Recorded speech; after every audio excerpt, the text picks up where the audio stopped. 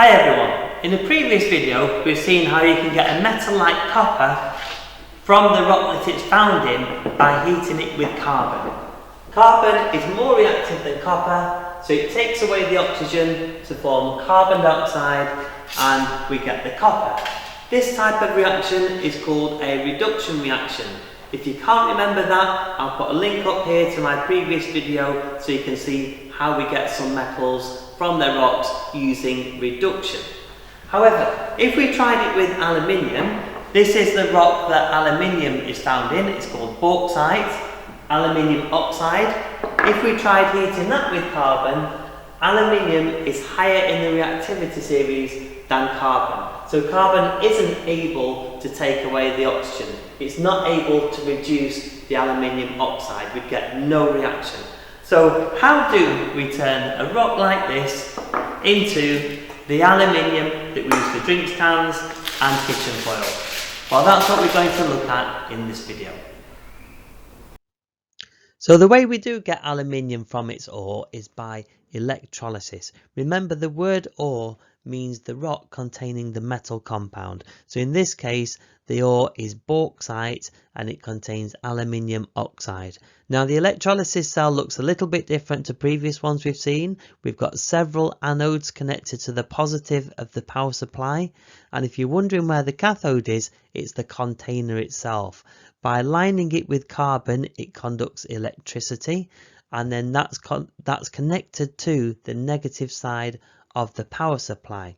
Now if you can't remember why carbon in the form of graphite can conduct electricity, I'll put a link up here to a previous video which explains that.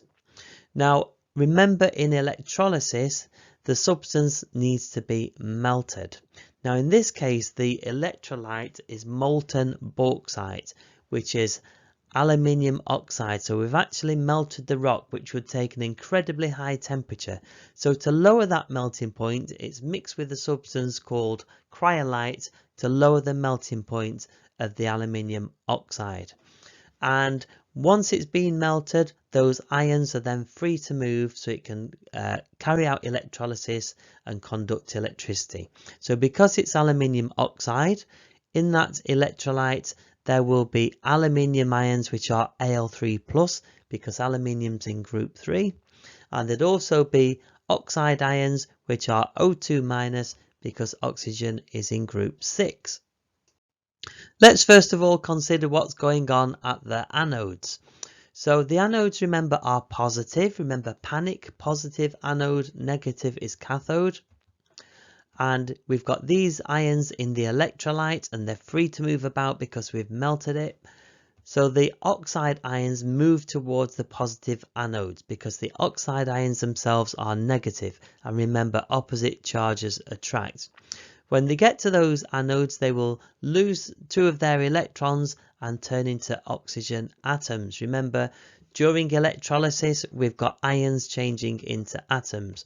So the oxide ions turn into oxygen molecules eventually, and the oxygen is made at the anode. So if we do that in 2 stages in terms of the equation, we've got the oxide ion turning into an oxygen atom, but then we've got to remember that oxygen forms pairs of atoms. It goes round as O2 molecules, so we need to double that up, and that's what we get for the actual final half equation for the anode.